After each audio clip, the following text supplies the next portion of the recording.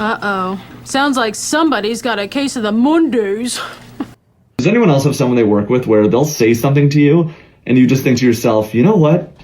I really appreciate you taking the time out of your day to remind me why I don't like you. Good morning, everybody, and thank you for the warm welcome. Obviously, my name is Mark. I live here in Charleston with my wife and kids.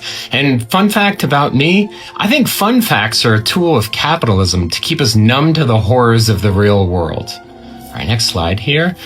Hey, I never want to be the person to come in and immediately change a culture, but I do have a few non-negotiables. Number one, this company offers unlimited PTO, so we're going to make them pay.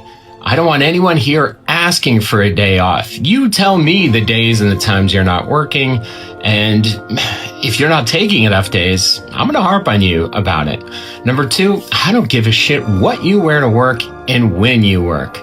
We have a job we need to get done so that we can all have health insurance. I'm not the fucking fashion police here, okay? And if you need to go to the doctor in the middle of the day or want to get coffee or just don't want to work at all, whatever, let's just get the job done. Number three, don't be a piece of shit, okay? Can we all just be kind to each other because this world is hard enough, all right? That's good enough. This meeting's over. Go do literally anything but your jobs. Being an asshole is my love language. Being an asshole is my love language. Don't listen to me, or you will regret it. Being an asshole is my love language. It's my love language.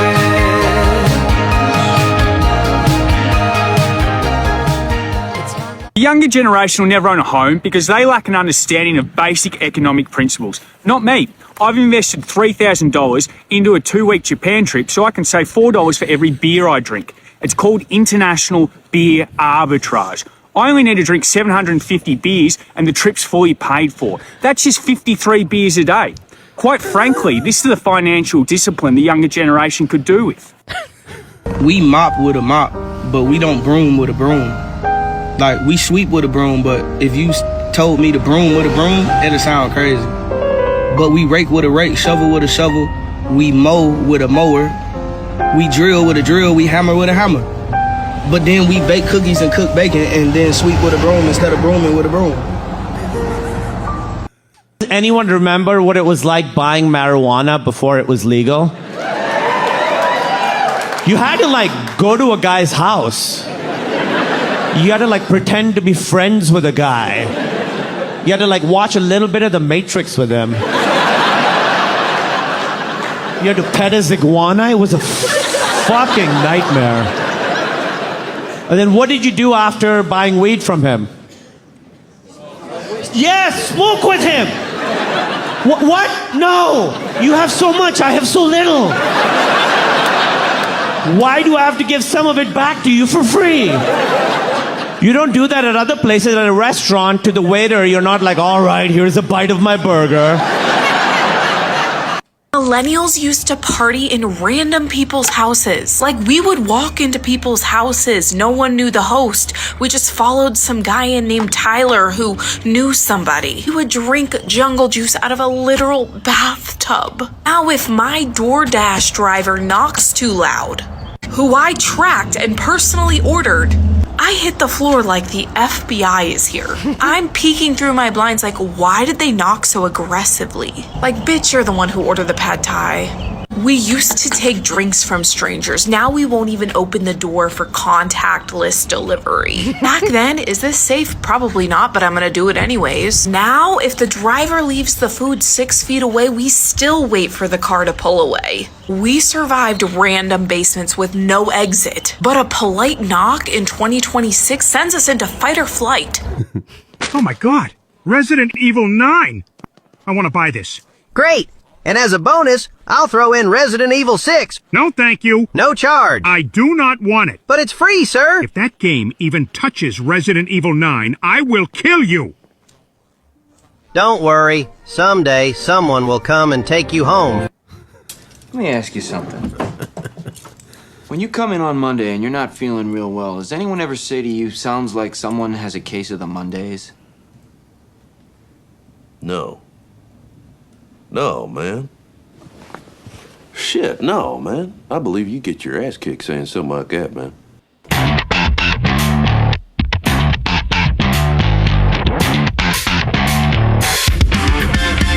From Filthy Martini Studios in Ontario, California, it's the Foo Bar Show!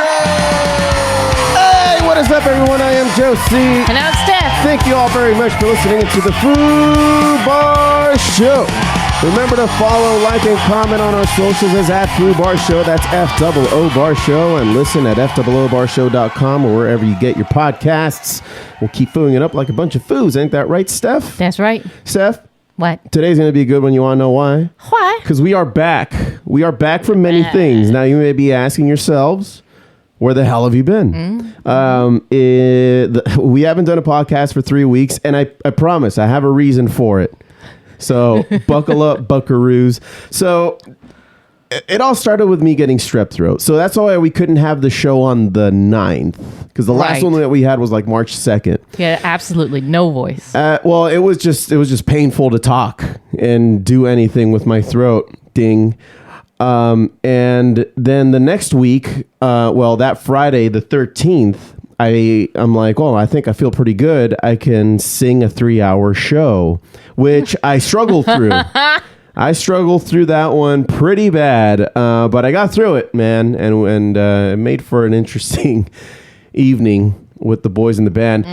But after I stopped singing the last song, my voice was like, well, I don't know about you, but I am out of here. And then that was the end of that. And so I didn't have a voice. And so we thought we were going to do a podcast before we headed out to our trip on Japan. If you guys have been listening at least to the recent episodes, you would have known that we were going to be heading over to Japan, which we'll talk about in a minute, because we just got back. And as Steph can describe to you, the jet lag is very real. It was very real. Yes. And then we were supposed to do a podcast from the hotel room out in Japan, maybe like Tokyo or in between the Osaka-Tokyo trip, just to have a podcast. But we underestimated the amount of activities, the amount of walking, right, the amount of drinking we were going to be doing. So we just were not in a state where we could be entertaining to anybody, I think. So, and we knocked out because we always had something on the calendar too, because you got to understand, we don't go on these trips. Like, we don't go on trips. Yeah, we don't really go on vacation. We take time off, but it's usually a staycation. Right, we'll take a couple extra days here and there. Yeah. But actually, like, vacating? Vacate the premises? No. It's rare. Yeah. And so this one, we had to make it count by just loading this, 10 to 11 day period with as much sightseeing and stuff that we hear about and see in social media that's pretty exciting, without getting too much in the weeds of all these influencers who are trying to get you to go to like a paid, like a sponsored freaking restaurant that they go to. We didn't do anything like that. We still kept it pretty real and down to earth. But yeah, that's why we didn't have a podcast 3 weeks in a row. I think that the one for March 9th, we had posted something up on the story, and then we just didn't anymore for the other two because I was just out. I was done. So, but we're back, man. We're back. And, these things are probably going to continue to happen where we find something exciting. But when we are back to doing the podcast, we'll talk all about it. And keep you guys in the loop. But Steph, I'm surprised. You want to know why I'm surprised? Why? You haven't asked me about my hat. What are you wearing on your head? Oh, this thing. Yes. It's it's a Godzilla hat, and it's the derpy Godzilla. Now it might, if you're looking at the video, let me just turn down a bit. Does it look like Godzilla there from the screen, Steph? It looks like he's engulfing your head. Okay. Off. Yeah. So I guess my face is supposed to be its lower jaw. You got the top teeth. You got the eyes. You got the little eyebrows. It's the derpy eyes. It's the one. I think the first one, the original one. Yeah. Yeah. The derpy. That's the best one. Yeah. I think there was a derpy one in the 60s. There was. Yeah. I think that one had ears even, I think. But I do like the American Godzilla, the one with the new monsters. Oh, for the Monarch? Because he's a thick Godzilla. He's a thick with boy. With 2 C's. And he's much larger, I think, from the -1 Godzilla, too. Oh, definitely. Yeah. He's huge. Yeah, he's huge. But anyway, lots of Godzilla talk. So, what do you think, Steph? Oh, by the way, it's what the Japanese like to call a souvenir. This hat.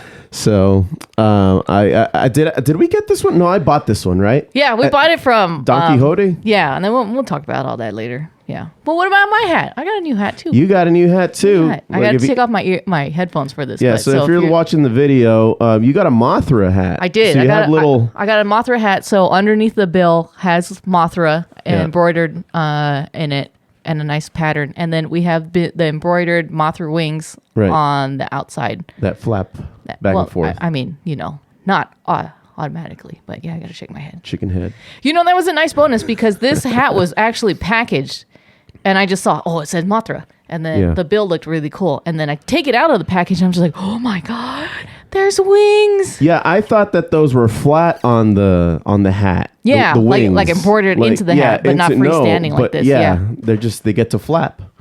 So this is my new favorite. This is my new favorite hat. I'll be wearing it all the time. There you go. You can be Mothra. Very cool. Very cool. Now, we almost did everything. Let's talk about Japan. What else did you want to talk about? Because that was like the big thing. No, we did for like the last couple weeks here. Let's do it. Let's get into the Japan talk. We did almost everything we wanted to do in our itinerary without boring you with the details of everything that was in there. We're going to talk about like all the main stuff, but one of the things that we missed was being able to book a reservation at Bar Centifolia.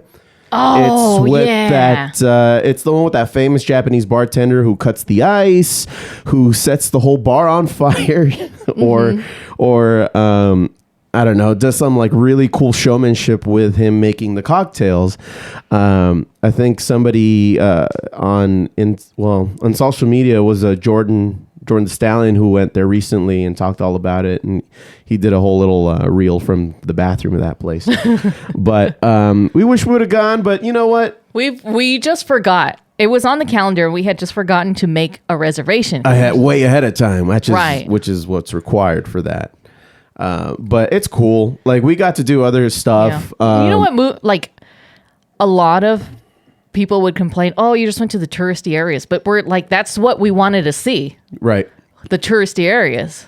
Like, so that we know what everybody's talking about. Yeah. And it's just like, some people say, oh, you should move away from all these tourist traps. But that's a second Japan trip thing to do. And I feel like, we are like never been there before. Okay, let's just stick with the tourist spots because they are going to speak the most English there. Yeah.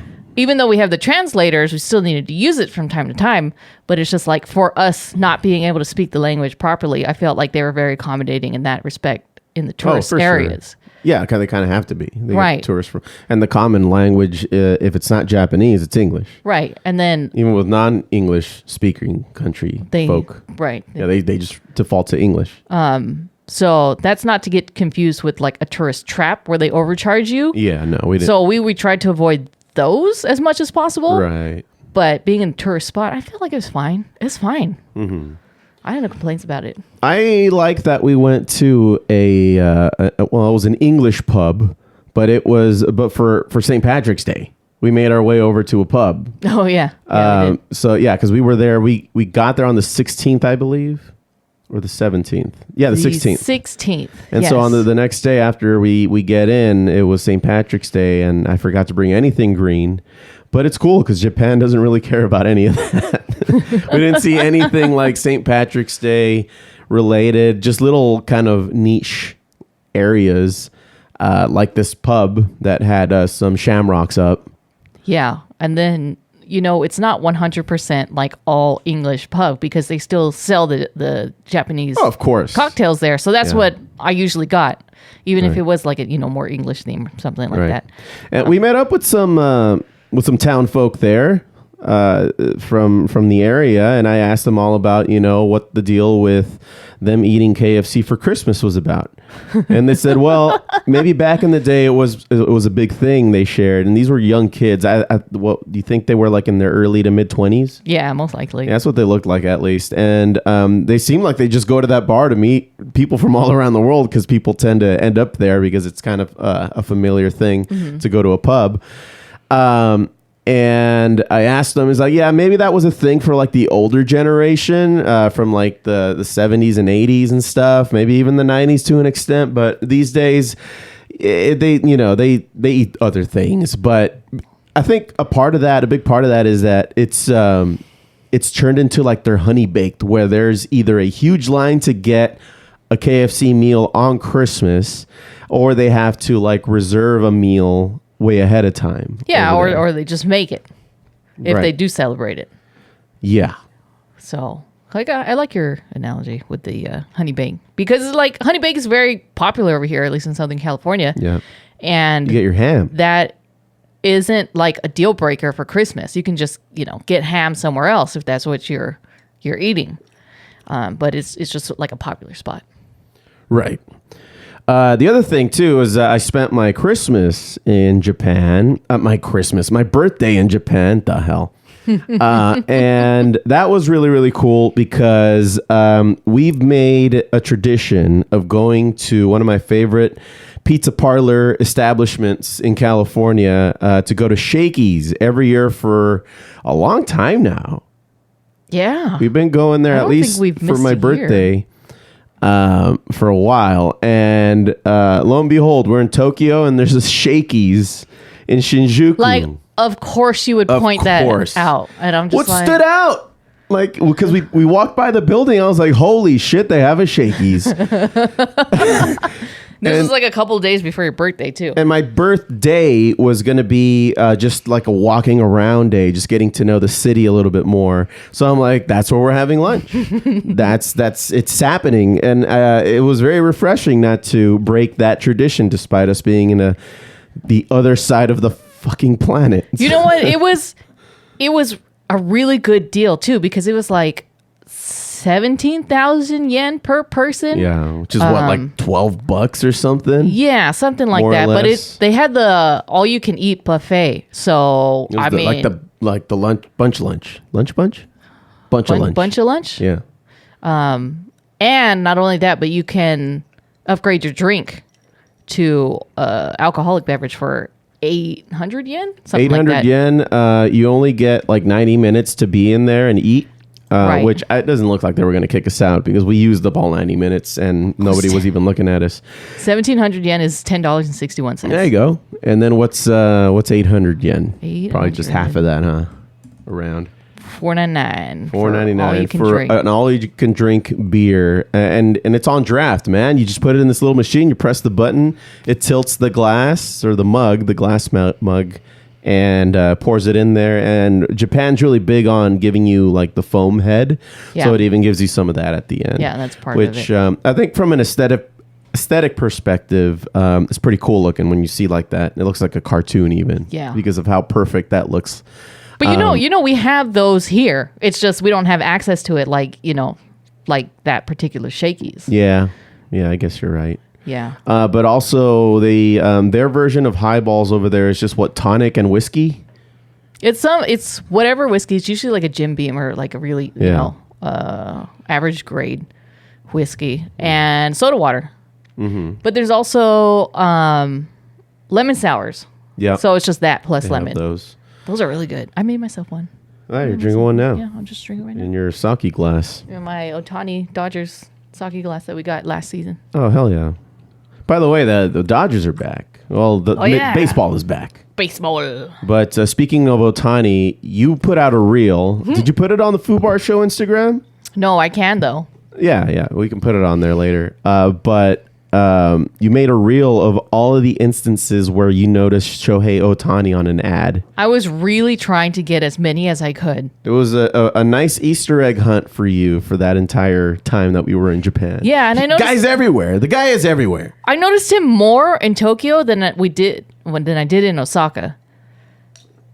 Yeah, So that makes sense. Yeah, because there was more like higher end shopping advertisements in Tokyo versus Osaka. I feel like Osaka, like the difference between the two, I've only been there like the one trip, right? So I have no idea.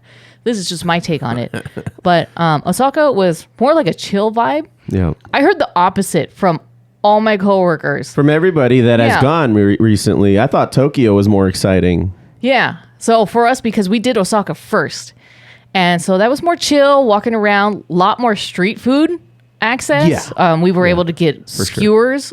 Really good food. Yeah. Yeah. But everything closed like at 9. Yeah. Even some of the bars we were trying to get into, like they closed at 9. And I'm just like, well, is it because it's a weekday? It's like, no, we were there over the weekend as well. Right. It was just, they don't stay up that late. Yeah. And then, which is great for these convenience stores. Oh, like yeah. 7-Eleven, Lawson's, or Family Mart, or the big three over there. And I made it a daily occurrence, just as a mandatory daily occurrence, to get myself a strong zero, at least one. But there was some, evenings where we drank 2 or 3, and those things aren't fucking around, man. And by the way, I just as we landed and I turned off my airplane mode when we landed, I start getting these ads about the strong zeros here in the U.S. But lo and behold, of course, just like anything else that's cool, they nerfed it. Because I think in Japan, it's like 9% alcohol in there.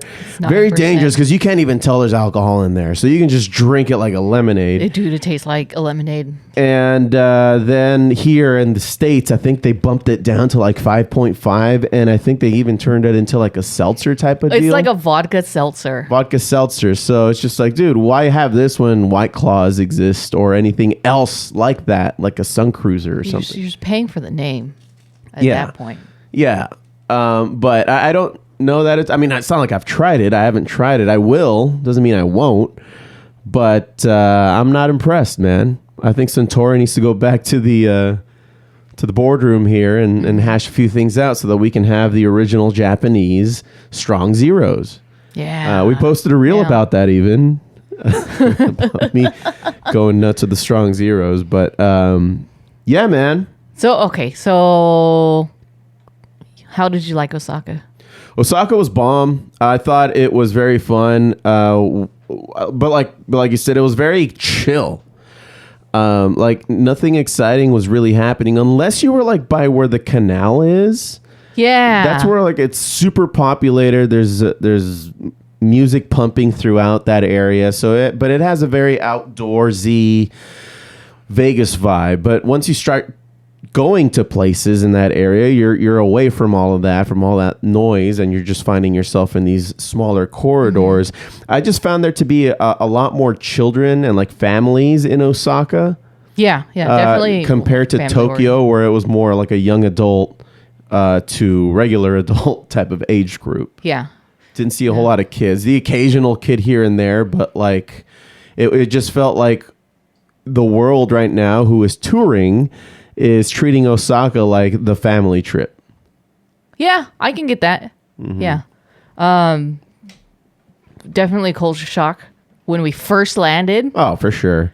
In Osaka. Trying to get the train. No, well, not only that, but I didn't have my VPN set up. And so... No, not your VPN, your SIM. My eSIM, yeah, not the VPN. My eSIM. So I had the app downloaded, but I didn't pay for it, and I didn't like initiate it when we were on the plane like I was supposed to, because I'm just like, let's get off the plane, let's go, woo. And then we were like struggling to turn it on in the airport when we landed, and once we got that going, then it's just like, oh fuck, we have to take a train. How do we do that? So we're at the ticket counter, and we can't even figure out like how to buy a ticket. It took us a while to figure it out. Finally, I just scanned a QR code after 15 to 20 minutes of us just trying to understand what was happening with the machines, where I'm like, here's a QR code. It'll tell us what to do. Well, let's just at least get to the hotel room and have a seat and figure it out from there. Because that was really kind of and we had sent our luggage ahead of time, so we're just like, our luggage better be there as advertised. Yeah. So there was a lot of things on our mind. No, I'm sorry, that was when we got there first. But anywho, It was very difficult. It was very difficult to get that first train. What happened? Oh. I'm just like, whose phone is ringing? It's my mom. Oh, call her later. She's calling me. Good old Mumsy. What was it? By the way, shout out to Mumsy. She watched the dogs while we were away. Oh, yeah. Thanks, man. Yeah. The train system was very difficult to navigate.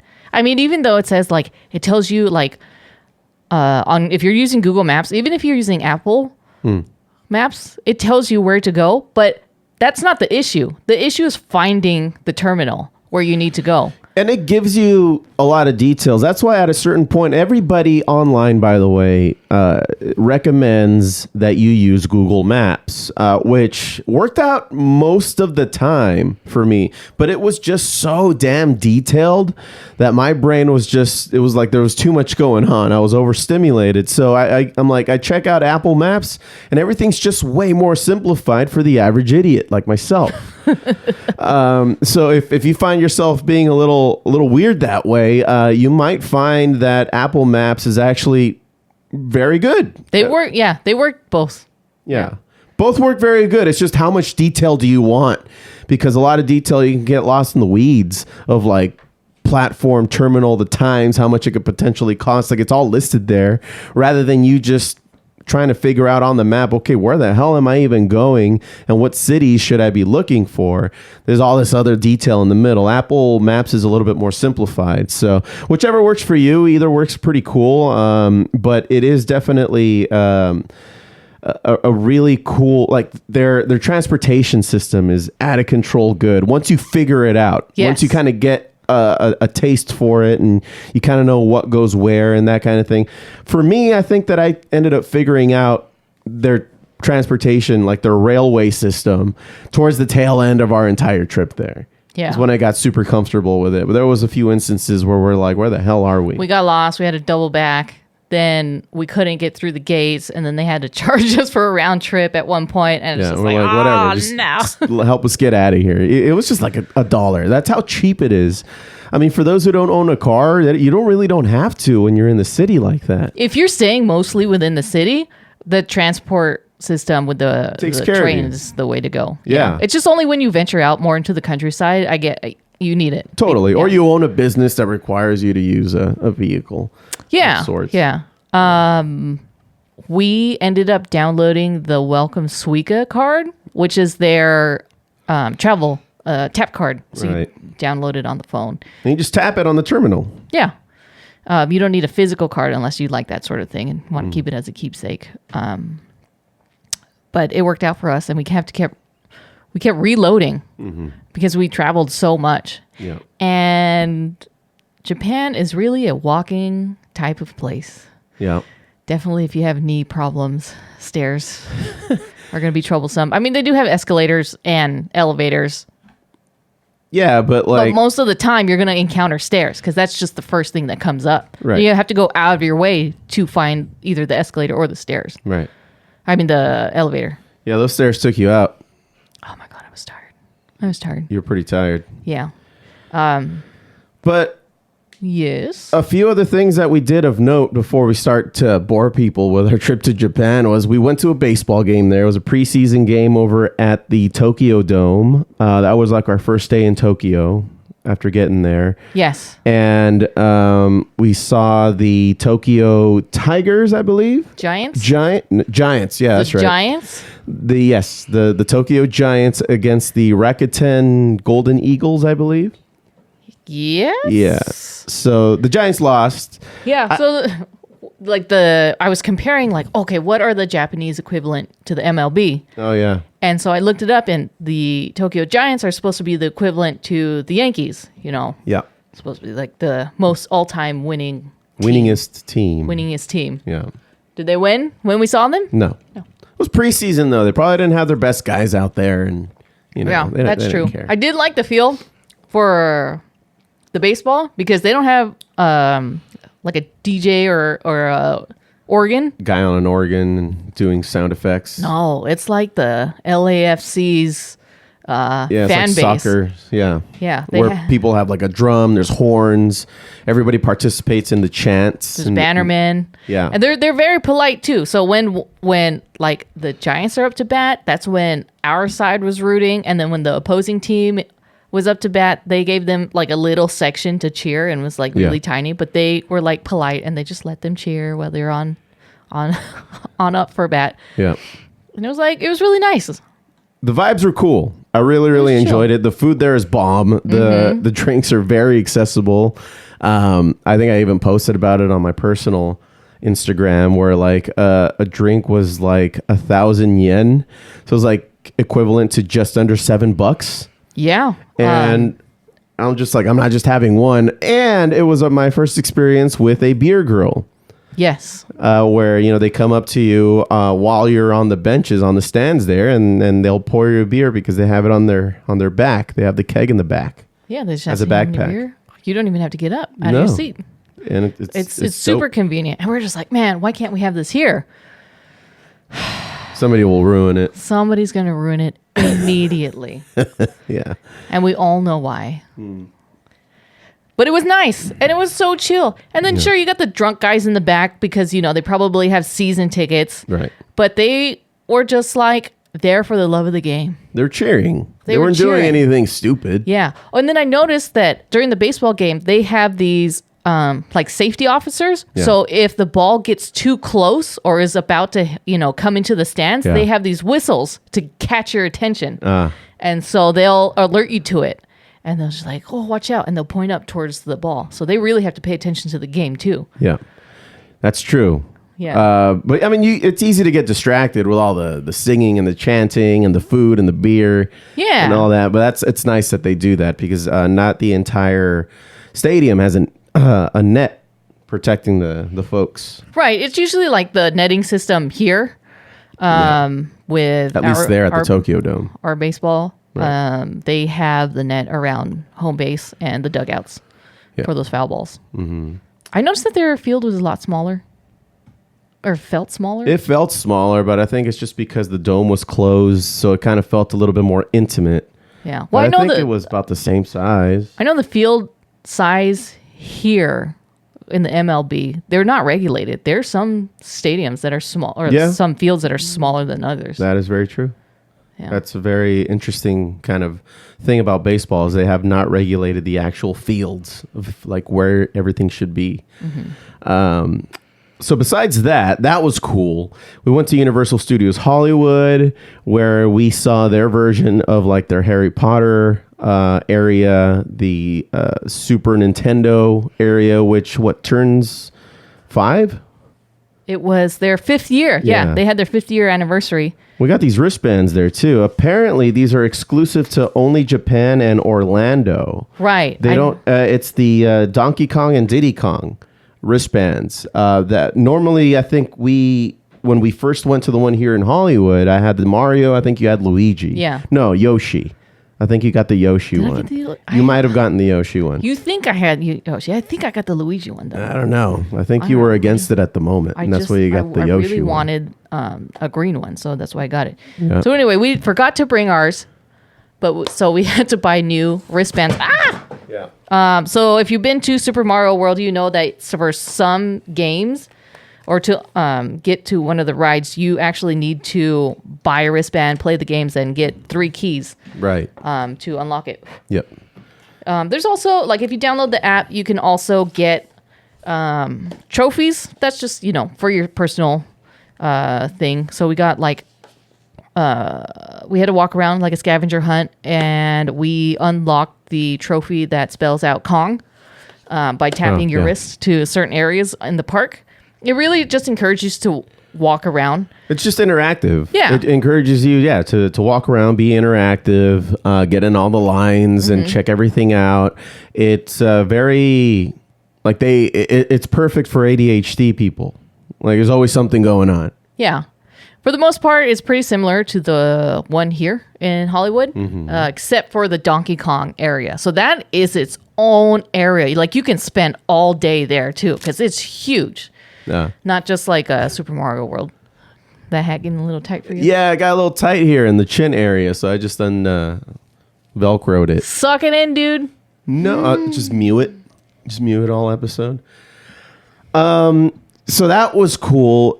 We went also to Disneyland Sea, not Tokyo Disneyland, which is like right next to it. It's equivalent to like how here in California, it's the main Disneyland, and then right next door is California Adventure. We went to what is there, California Adventure, and it's very kind of like nautical themed, or at least it takes place in cities around the world, like in the Mediterranean, New York, that are by the ocean. So it's very much about like things in the ocean, about things in the sea, or in the sea. Like the ride that we went on, 2,000 Leagues Under the Sea. Oh yeah, good old Jules Verne.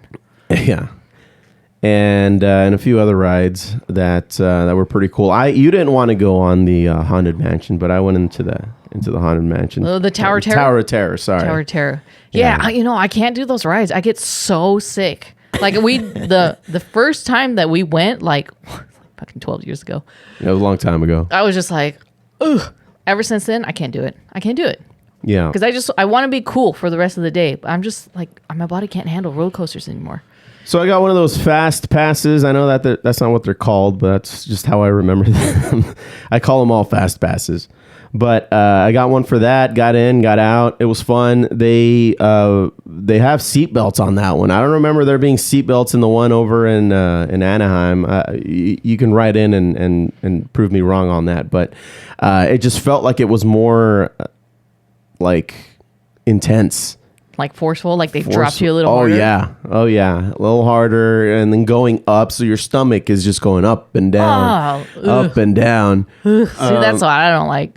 So I guess it was a good call that you said don't eat lunch yet until you get on this ride, and then we had something to eat. The food there was pretty cool, but I gotta say, and it might have a lot to do with us not being Disney adults. So like, yes, it's exciting to go to Disneyland here and there, but nowadays you got all these pass holes, and they go like almost every weekend or every other weekend, and they'll get like whatever treat is being sold that week, and then get on one line, a line for one ride, and then they'll just go home because they know that they're going back in a couple of weeks. So they kind of do Disney at little bits at a time. But we're not that. We're not those people. I mean, I still think that Disney is for children. It is for kids. But you got all these adults here in California, or just maybe even Orlando. I haven't been to that one yet. That are just kind of, I think, ruining it for the innocent experience that it needs to be for a child. A lot of those rides, especially like when we went to Disney Sea, they are for kids. Yeah. They are like little kiddie rides. They were like 3 big rides. One was the Tower of Terror. The other one was Indiana Jones, which was closed. Yeah. It was closed. And then Journey to the Center of the Earth. I feel like those are the 3 biggest rides for adults. Everything else, kids, you walk through, you have a good time. It's really chill. There's really no pressure when you go to Disney Sea to do anything. There's no rush to do anything. It's just a nice place to chill out. Honestly, just to walk around. Yeah. Everything's very nice looking. But they don't hit you either with all of these crazy like mainstream characters from Disney. You see like these bears that we've never seen before. That's their popular their thing. Character. Everybody was talking about, you got to get there early because there's going to be a long line to get in. So we stroll in probably like 11, 12 o'clock. There's zero line. Early. There's hardly anybody there. There's no line. Yeah. Probably because it was, what was it, a Tuesday when we went? Yeah, like Tuesday. It was a Tuesday, yeah. Yeah, something like that. And then, there was like zero line. I was like, okay. Cool. I mean, we were out of there by what, 6? Yeah, we were only there for a couple hours. They don't really have like a downtown Disney like you think. It's more just a shopping mall. It's just a Tokyo mall. It's pretty much all it is. It's a hangout. Yeah. So it was about an hour train ride from where we were staying in Tokyo to Disney Sea.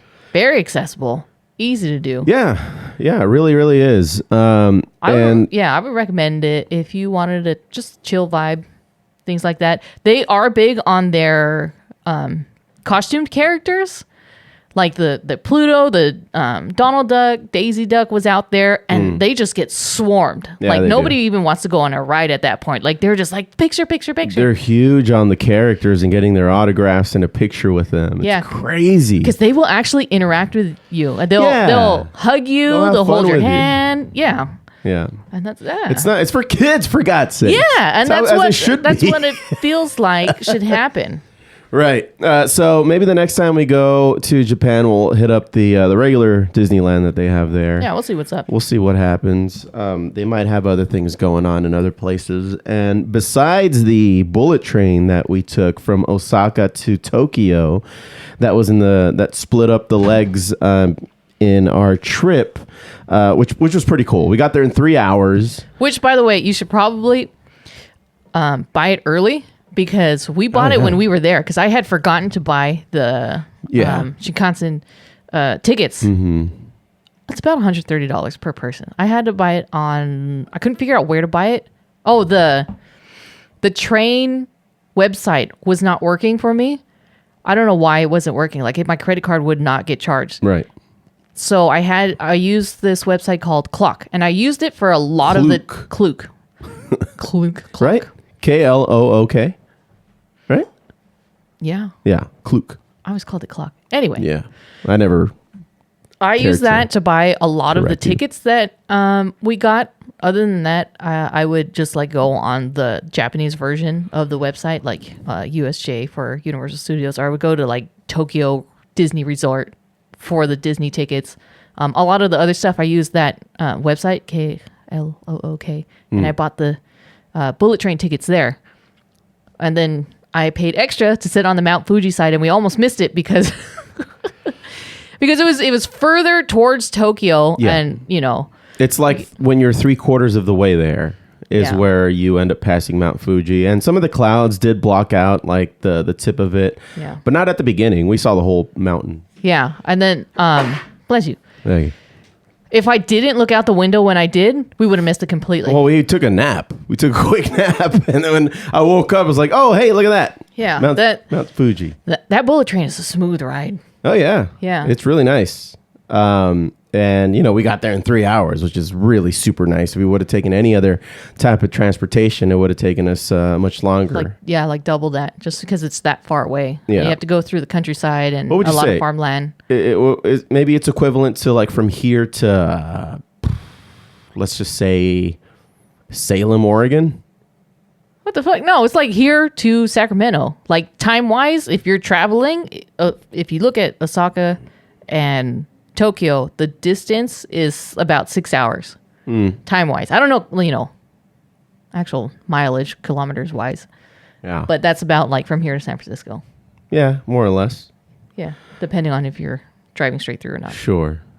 But I thought it was super cool. But the number one thing I think, Steph, that we did was we actually went to the Shin Godzilla Zipline. Dude. Freaking sick. That was like the first thing that we did. Yeah. You got to go to an island. So it's kind of a trek. It's a little out of the way. At least it was for us where we were stationed out in Osaka. This was the day that we got lost on the train and had to loop back. And not only that, but then we had to take a bus to get to Awaji Island. Yeah. And I'm just like, I don't know how to take a bus. Like, where do we go? We had to go to a bus terminal. And I'm just like, what do you mean we have to go to a bus terminal? Well, at least to catch that bus going there. Yeah. We had to go there. And turns out we just used our Suica cards. It was so easy. It was easier than we thought. So you just had to read the signs. That's really all it is. But I thought that it was just pretty amazing. The whole structure of what is the Godzilla body and the mouth and the whole thing, I thought was very impressive. Godzilla. Shin Godzilla. We literally zip-lined into its mouth. Dude, it was so fun. We posted a video about that where Steph's going down there. And then before you get into the zipline area, you are in this like small theater, and they explain to you that the Godzilla that's there is inactive, and that's why it's like frozen still. And so because of a military project that successfully fired missiles into its mouth with like a chemical to immobilize him, and so they continue to study him in that inactive state. So that's kind of the reasoning as to why there's a Godzilla right there. But what did you think, Steph? I thought it was like one of the coolest experiences ever. We were a little bit confused because we kept going back to the zipline area because nobody told us that we had to. There aren't any signs to tell you to go check in at the what would you say, the register first? Like the ticket counter, and there's like an order you have to do it in, but she wasn't like really like explaining it. Even though we had like translators, right? She really didn't tell us stay here, right? And then we got to watch a movie. So we just went back to the zip line. And then we kept going back and forth. It's like, no, you need to go back. I was like, okay. Other than that, it's super cool. The zip line, you only get to do it once, which... It's fine. It's fine. And you have the option of going in the mouth or around the body. But it's like, we're here. Yeah. Why do you want to go around the body? Why would anybody pick the around the body? Well, it's because there's 2 different missions that you can do.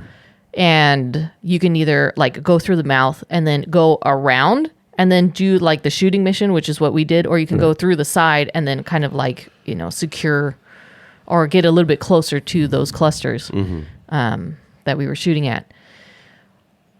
The park that we went to at Awaji Island had a whole bunch of different attractions as well. We had missed the Attack on Titan attraction. Yeah, by a few weeks, I think. Yeah, but it's literally like a park, like a picnic park type of thing. Right. But it just has these attractions, and you have to like pay for each one of them. Yeah. They had a Dragon Quest one. They have a restaurant. They had the Godzilla Museum, which we did after the zip lining, and super cool.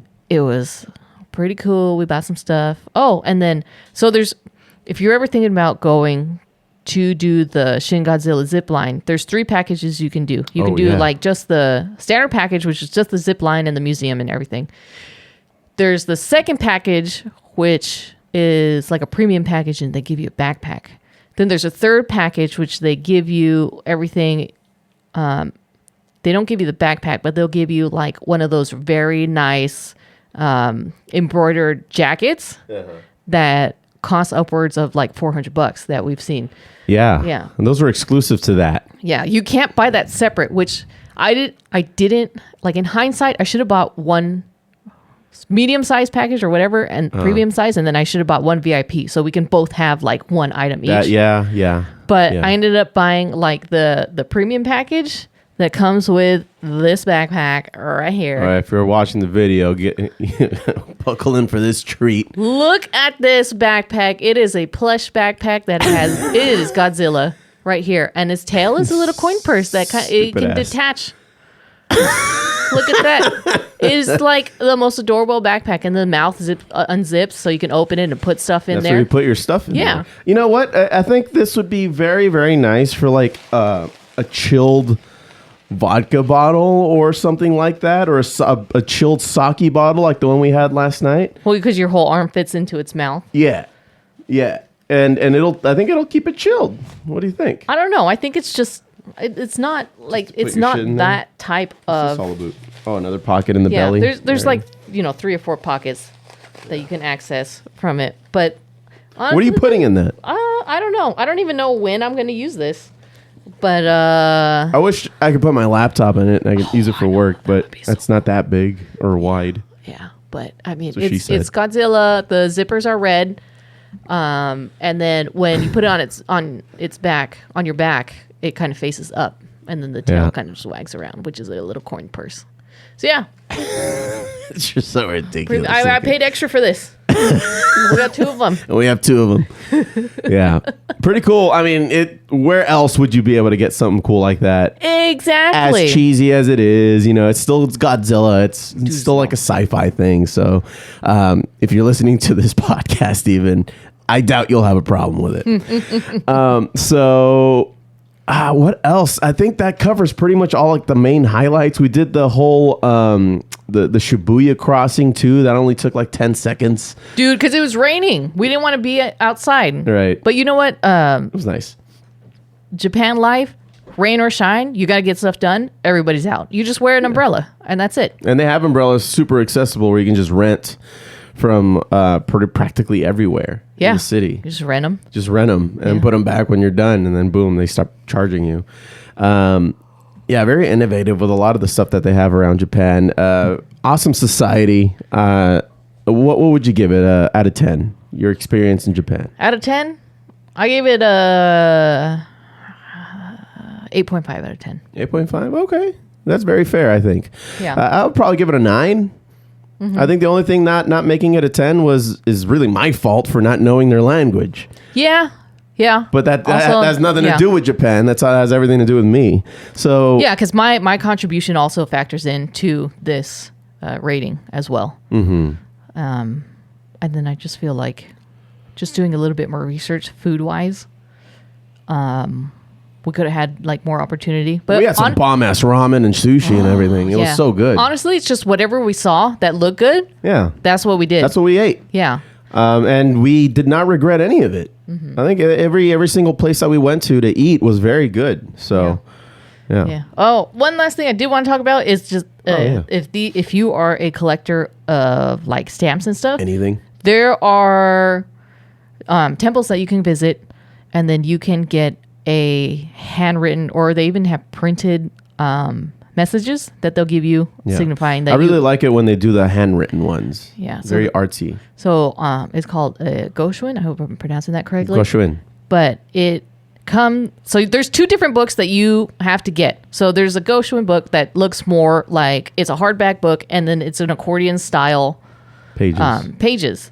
And you can go to the temple, and they'll either give you like a printout, so you'll have to stick it into like a picture pocket in the Goshuin, or you can have it handwritten by one of, I think, like the facility over there, like the monks or something like that. Yeah. For a fee, and they will handwrite and stamp your, that's signifying that you went there to pray. You went there. Yeah. Mm-hmm. But you can't mix them. No, you can't mix them. So you can't mix the Goshuin with like the Eki stamp book. So we had spent so much time looking for this fucking stamp book. We didn't buy it until Tokyo. Yeah, we went through like 3 or 4 different bookstores in Osaka looking for this stamp book. Stationery stores and everything. And it's a specific stamp book that it looks like it's almost like a passport size book, but inside it has these blank pages. So that you like can actually, passport. you can get stamps around Tokyo. And so that's another hidden gem that you can search for while you're in Japan are these tourist stamps. Most of them are found in like train stations, airports, things like that. So Tokyo Dome, I think, had one too. Yeah, Tokyo Dome had one. I had only a piece of paper at the time because we couldn't find it. But it's still pretty cool. Yeah.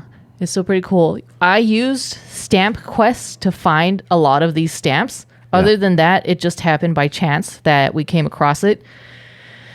And I'm happy that you didn't give up on the quest to find that particular book, because we had just pretty much given up. We're like, oh, they don't sell this anywhere here in Japan. It's like it's a myth, right? Right. And then we go into this one. I guess it was one of the more popular bookstores there, and so you were able to find it. I was determined to find this book, and so like I went on YouTube, and there's this one video that gives you step-by-step instructions on where to find this specific book in Tokyo. And it just so happened that we were right next to that exact bookstore. And I was just like, we need to go to the 4th floor. And we need to just we spent a couple of minutes like walking around, and we finally found it. And we did it. Yeah, we did it. And we got as much stamps as we could after that day. So we didn't get any really in Osaka, but it's okay. I mean, we'll go back at some point, and now we're ready for it. Yeah. So. And then, so there's 2 types of stamps that you can get. You can just get the one-off stamp or at whatever location that you're searching for, or you can do what's called a stamp rally. And we did this back in Comic-Con. I think it was last year. So a stamp rally is where you have multiple Layers. sites. Yeah, multiple layers that you need to complete to get the full stamp. And so like it'll be 5 stamps that you need to get the full picture. But or it 6 stamps. like, so the first layer would be like the black, all the black colors that are in this stamp. And then there's an overlay stamp after that that's a different color, and then you start adding all these overlays, and when you're done with all these overlays you get the full picture of what the stamp is supposed to be. Very colorful, very detailed. I would tell you that a lot of these stamps are very hard to find because most of them were found next to information centers, but not necessarily in the information center. Like they were around it, hidden. Like they were tucked into a corner, or they'll just be like super out in the open. So if you are going to Japan, it's just a fun little bonus. Yeah. So that actually, I was reading online that it's supposed to promote like tourism and just visiting different locations, even if you live there. It's just like something extra. Yeah. I wish we had something like this here, like a little scavenger hunt. But no. Well, that used to be Pokemon Go, I think. Yeah. I think we all just outgrew that. I mean, people still play it. I'm not talking trash about it or nothing, but I just don't do it anymore. The best thing I loved about Japan is that Japan was only Japan. Japan wasn't trying to be anything else. Yeah. That's true. Yeah. Even their McDonald's, Wendy's, KFC menus are very Japan. Yeah. Yeah, they were. Because we passed by a couple of them, and they have the standard items, but then they also have like their twist on it. Like even the Subway had like a shrimp sandwich. Can't get that here. No. As far as I know. Yeah. Yeah. Get tuna. Yeah. But it's, Lots of canned tuna. Yeah. Lots of egg sandwiches from the Oh, dude, that's the way to go. At least if you're trying to be a little thrifty and save $1 for breakfast, and I'd have to leave the room to have breakfast and still have a chance to somewhat get like ready and wake up and have your coffee in there. Just go to the 7-Eleven, the Family Mart, or the Lawson's before you head back into your hotel. We usually got like a bag full of stuff. Yeah. And I feel like we do that no matter where we travel. That's true. Like the few times that we travel, like we will like stock up on like convenience store foods. And I have a hard time trusting breakfast places like the breakfast buffets in the hotels. Just ends up being like a continental breakfast, which is super boring and doesn't really fuel you up in the right way to explore the city. So at least you know what you're getting when you get your egg sandwich at these convenience stores. But those are the only places that are really open 24/7. Yeah. So at least you can count on getting something to eat at some point of the night if you have the munchies. If you are too drunk to maybe go to sleep yet, you can go in and get yourself an energy drink or whatever you need to do so that you can sober up before going to sleep so you don't wake up with a hangover, because a lot of these folks have to work the next day. They work like 6-7 days a week. So, but they still like to party. That's what I love about the Japanese. It seems like they're all very hard workers, but they party hard too. Yeah. They're what is it? Their work group outing or something like that. There's a specific name for it. Oh, all the salarymen that go out. Yeah. That's how they relieve their stress. Yeah. I'd like Japan to visit, but I would not live there.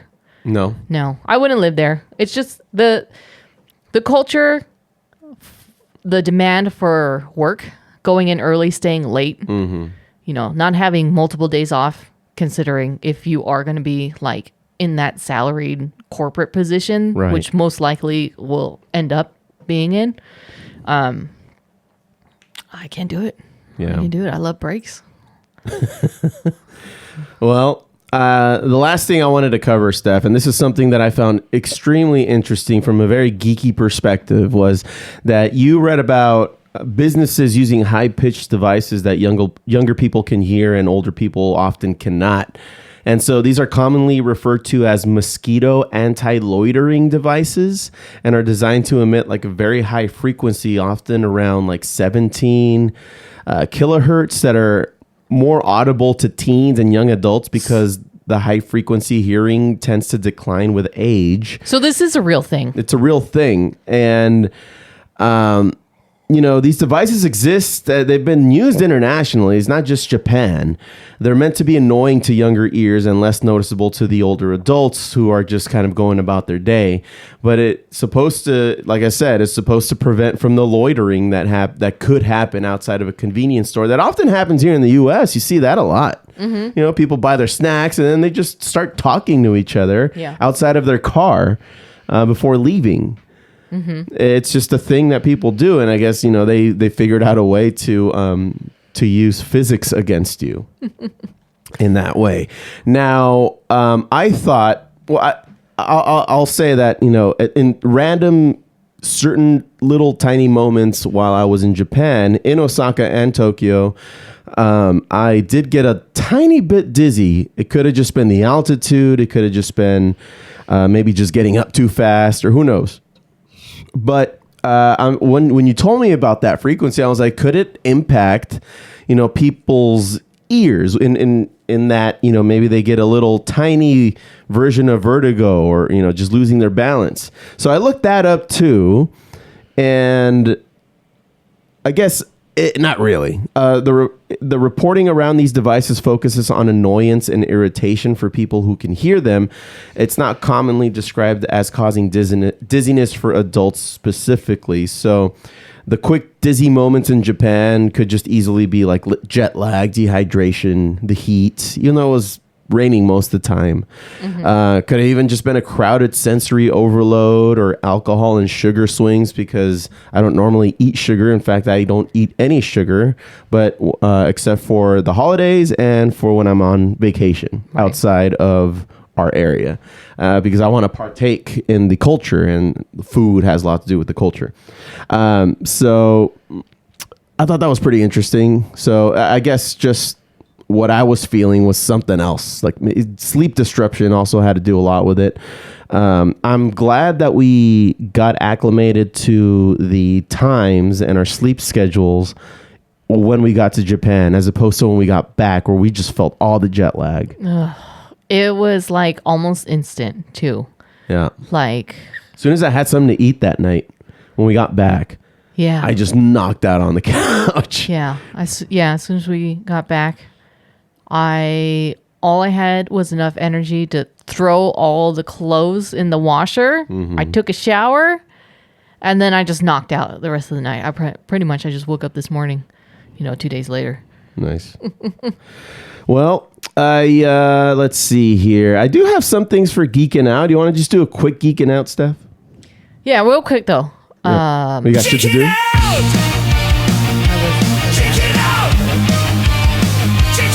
The last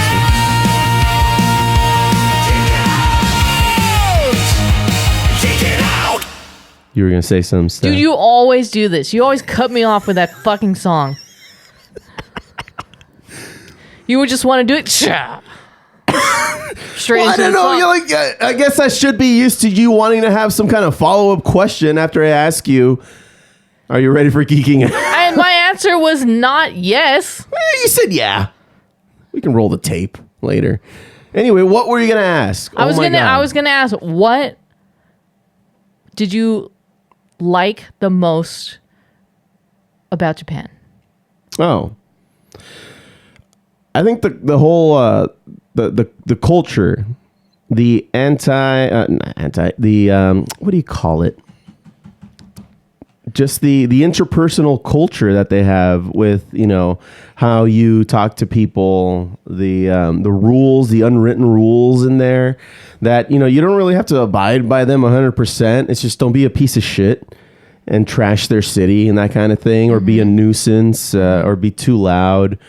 It just makes for a nice experience. And particularly for me, who, I don't really like to interact with tons of people at a time. So everybody just kind of minds their business.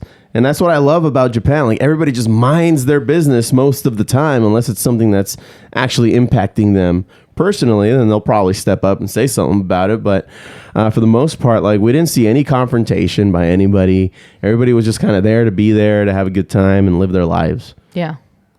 Yeah. It definitely makes you consider, like, being a better person. in that aspect, just because, like you said, with the unwritten rules, it's like, okay, you got to pick up after yourself. You got to be nice. Don't push past anybody on a crowded subway. Right. Line up for everything. Just like that. Yeah. Yeah. And then, pretty much don't be a piece of shit. Yeah. And then it's funny, as soon as we landed, it's just like everybody's so rude at the airport at LAX. And we're just like, well. No, we're back. Yeah. That's the culture shock that anybody, I think, would notice immediately after getting off in Japan. So nice here. And then we come back to LA. It's like everybody's such a dick. Everybody just has, that they just don't want to be there, which I get. It's terrible right now.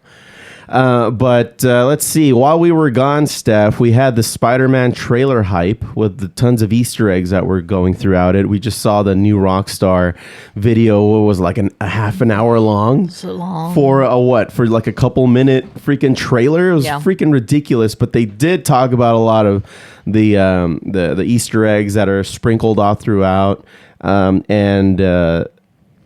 I mean, the official trailer, it was released on March 18th. It was one of the best and most reviewed and viewed trailers of all time. I think it hit 1 billion within just a day or two. You know why? It's because I think a lot more people like Spider-Man versus like anybody else. An Avengers saga type of thing.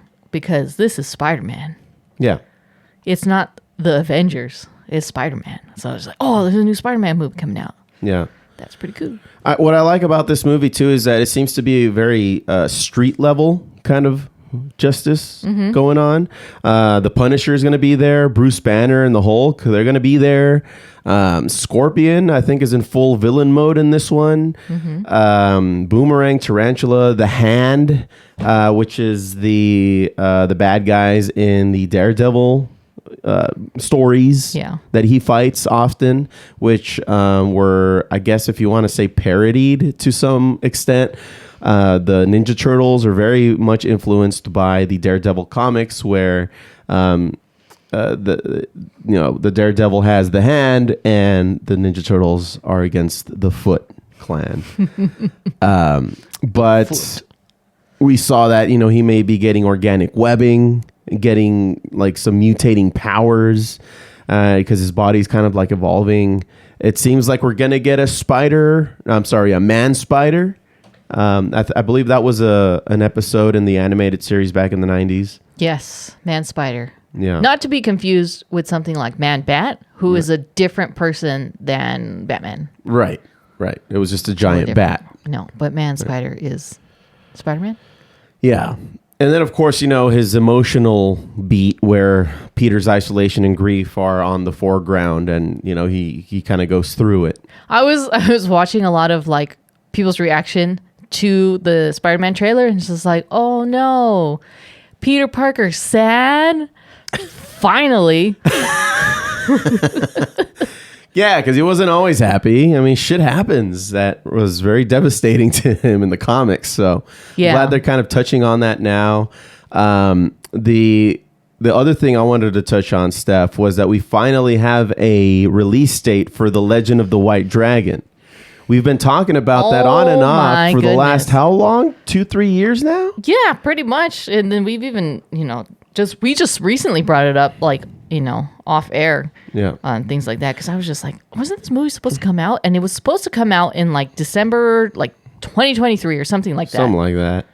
But if you guys aren't familiar, you don't remember us talking about The Legend of the White Dragon, it's the movie that includes Jason David Frank, who we all know as the Green Ranger in Power Rangers back in the 90s.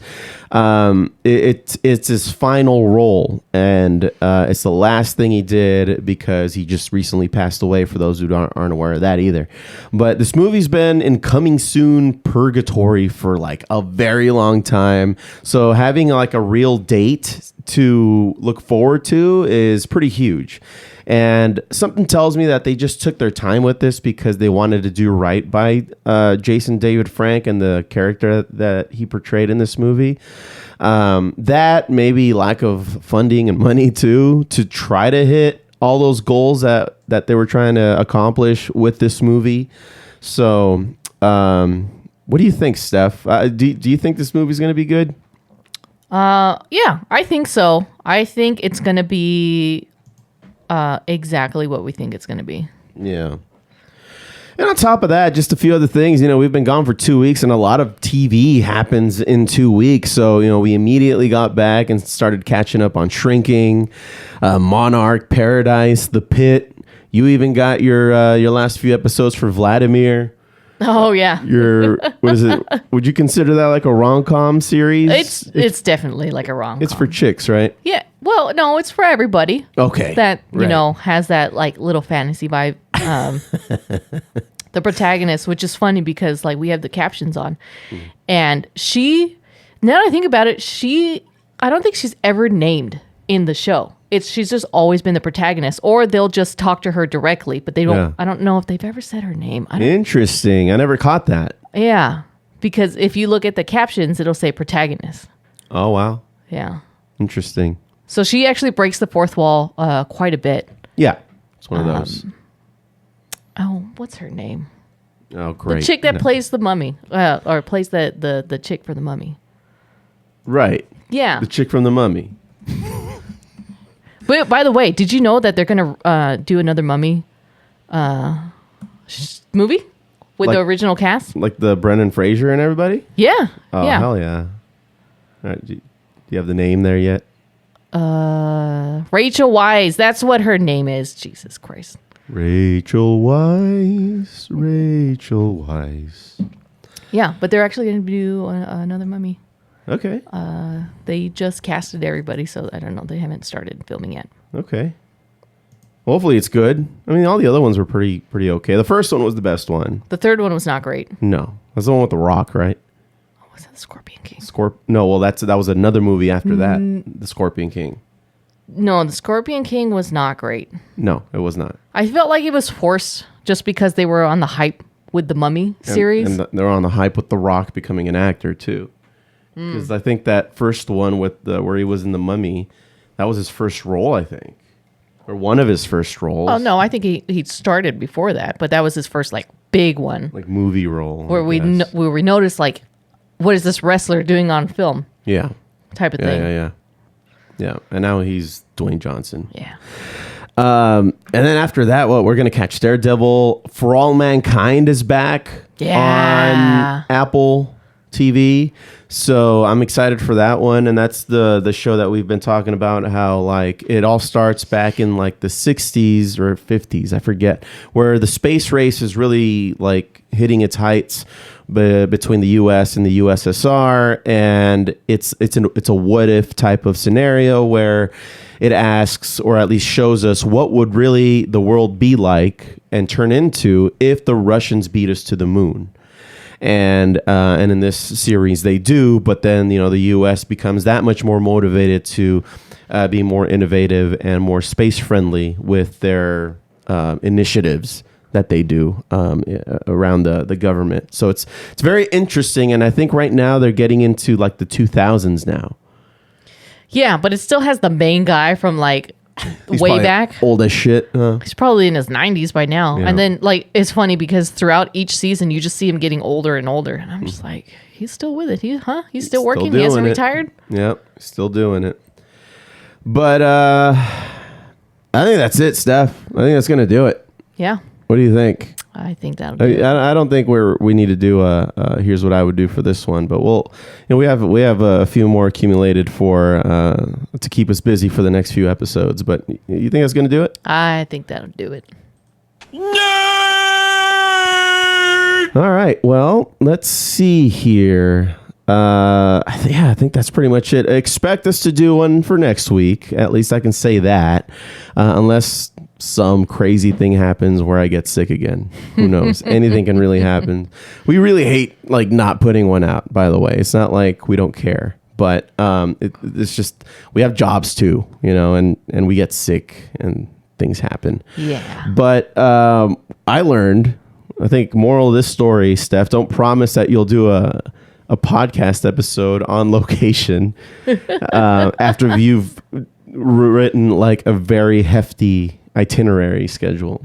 Well, we tried. We did. In all honesty, we brought the camera, we brought the microphones, and then we just didn't have the energy. We just didn't. No, it would have made for a really shitty episode. Yeah. And all that work for nothing. Yeah. Yeah. So if you ask me, we did you guys a favor. You're welcome. Douchebags. Nah. Well, I think that's going to do it, Steph. Thank you all so very much for listening into the Foo Bar Show. Remember to follow, like, and comment on our socials as @FooBar Show. That's FOO Bar Show. And listen at FOOBarshow.com or wherever you get your podcasts. And we'll fill it up like a couple of foos. I've been Josie. Not Steph. Signing off saying, don't be a dick.